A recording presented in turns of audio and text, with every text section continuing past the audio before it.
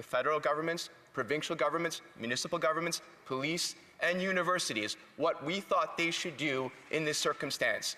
We need to show leadership. The Prime Minister will show leadership and has shown leadership on this issue. It is unacceptable that the Jewish community of Canada does not feel as safe as it used to feel. Jewish schools shouldn't have to have guards in front of them, and we will work incessantly to make sure every level of government in this country works with us to solve the crisis of anti-Semitism. The Honourable Member for Leeds, Grenville, Thousand Islands, River Lakes. In a September letter to the Prime Minister, the Minister of Finance said that he would be in a conflict of interest if he participated in discussions, decisions, debates, or votes related to ALTO. Now, we know he went on to do those things anyway, but what we've learned this week is that the Minister's Department hired an executive from ALTO to write his budget speech and budget presentation. Why? The Honourable Government House Leader.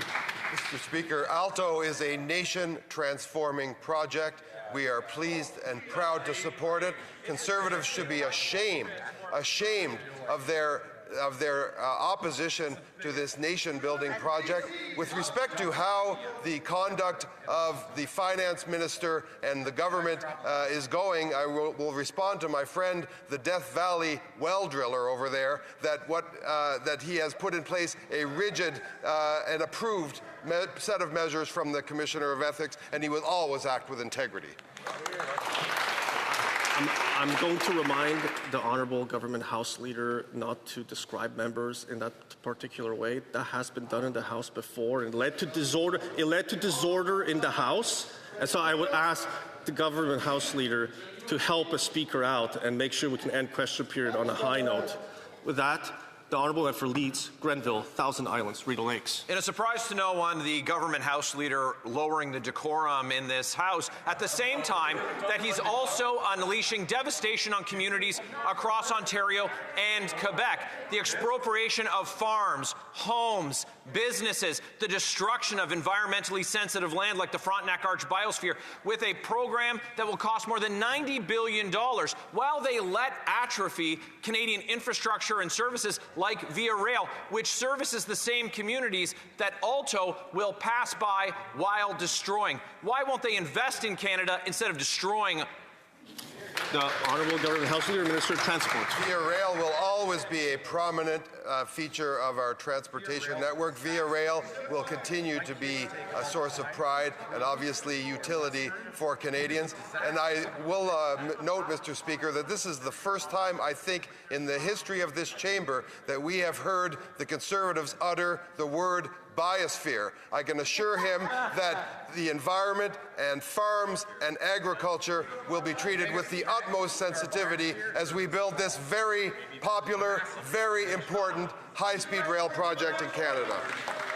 The Honourable Member for Portage-Lister. Mr. Speaker, despite strange denials from the Liberals, the breaking news this morning is that thanks to the Liberal Prime Minister, Canada is the only G7 country in a recession. And due to decisions like spending $200 million on a small concrete pad and a gravel road, it's all starting to make sense. And what are taxpayers getting? Insiders getting rich and the potential to maybe launch rockets in the future, but only if taxpayers continue to hand money over hand over fist. Worse, the private company who owns it is yet to put a single rocket into space and has lost $7 million in 2 years. Now, I'm no rocket scientist, but it's clear someone is getting rich. The question is, who is it? The Honourable Parliamentary Secretary, Minister of National Defence. Mr. Speaker, establishing Canadian sovereignty space launch capabilities is essential for us, not only in terms of our defence capabilities, but in terms of our ability to also detect wildfires, detect atmospheric issues. This is incredibly important for Canada. The Premier of Nova Scotia is in support. The industry is in support. This is going to generate billions and billions of dollars in economic returns and create jobs. I don't understand why the Conservatives are against innovation. The Honourable Member for Portage-Lister. Immediately after the Liberals funneled $20 million to Maritime Launch Services for no work to a nearly bankrupt company, the board chair sold previously worthless shares, pocketing $1.8 million. That's what we're against, Mr. Speaker. Yet again, insiders getting rich while taxpayers get fleeced. No wonder Canada is the only G7 nation in a recession. This Liberal Prime Minister has led us straight there. The Liberals are willing to burn $200 million, or over 50 grand a day, on a concrete pad, a gravel road, a hope, and a dream. Will the Liberals finally just come back to earth and stop wasting taxpayers' money? The Honourable Parliamentary Secretary to Minister of National Defence. Mr. Speaker, as someone who has the Canadian Space Agency in Longueuil, I don't understand why the member opposite is not supporting space domain awareness. This is incredibly important. Our job is to make sure that our forces are ready and resilient when operating in the space domain. We're standing up 3 Canadian Space Division, which will ensure space domain awareness, defend and protect our satellites, and deliver space power in support of military operations. This will allow Canada to have sovereignty in terms of our ability to launch satellites into space. Our allies are asking for this. I don't understand what the problem is. The Honourable Member for Niagara South. Mr. Speaker, last night the Minister of Immigration tried to dodge a very simple question. When asked whether taxpayer dollars are being used to buy hotels for asylum claimants, she attempted to rebrand them as reception centres. Canadians know the facts. Municipalities like Ottawa and Pickering have already used millions in public funds to purchase hotels to house asylum claimants. Changing the label does not change the reality.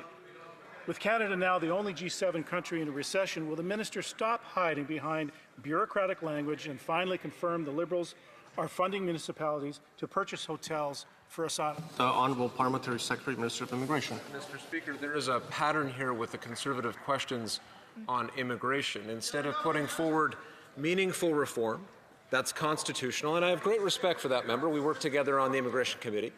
But instead of putting meaningful reform forward, that's constitutional, they go back to refugees constantly. That is not an illegitimate issue, but the way they frame it rings familiar. It's right-wing populism. He knows, because we've heard at committee, that there's no merit to those points, Mr. Speaker. We're working with communities on long-term housing solutions for everyone, Mr. Speaker. Honourable Member for Niagara South. Mr. Speaker, with Canada now the only G7 country in a recession, Canadians cannot understand why this government continues wasting millions of dollars through government programs that fund municipalities to buy hotels for asylum claimants. A hotel does not stop being a hotel because the Liberals rename it as a reception centre. Canadians are tired of political spin and the word games that families struggle with rising costs and economic uncertainty.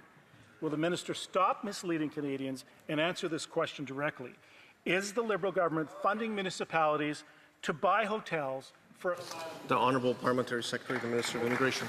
The member knows, because again, he works on the House of Commons committee responsible for immigration, that for some time now, in fact, hotels have not been used to resettle refugee claimants.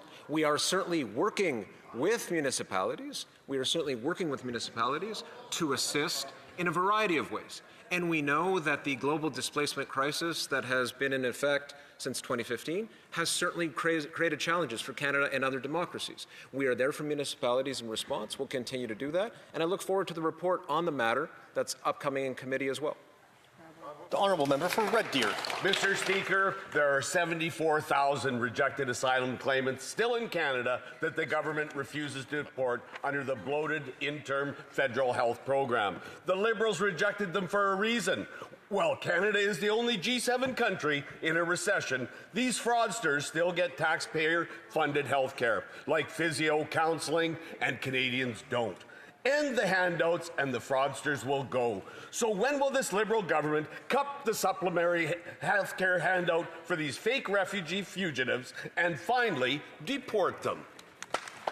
The Honourable Parliamentary Secretary to the Minister of Immigration. Almost on cue, I guess he didn't have time to revise the question, Mr. Speaker. There they go again.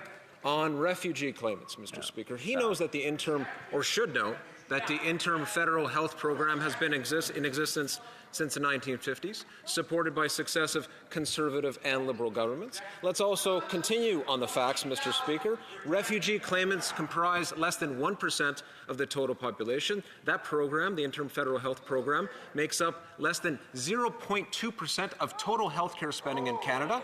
We have an obligation to respond in a compassionate way, also in a responsible way. Honourable Député de Terrebonne. The Honourable Member for Terrebonne.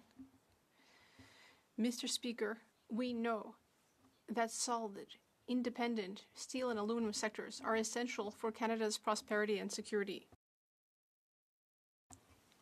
But our Quebec metal processing businesses are currently dealing with unjustified tariffs from the U.S. Our government has recently announced regional tariff mitigation measures of a value of $1.5 billion, which will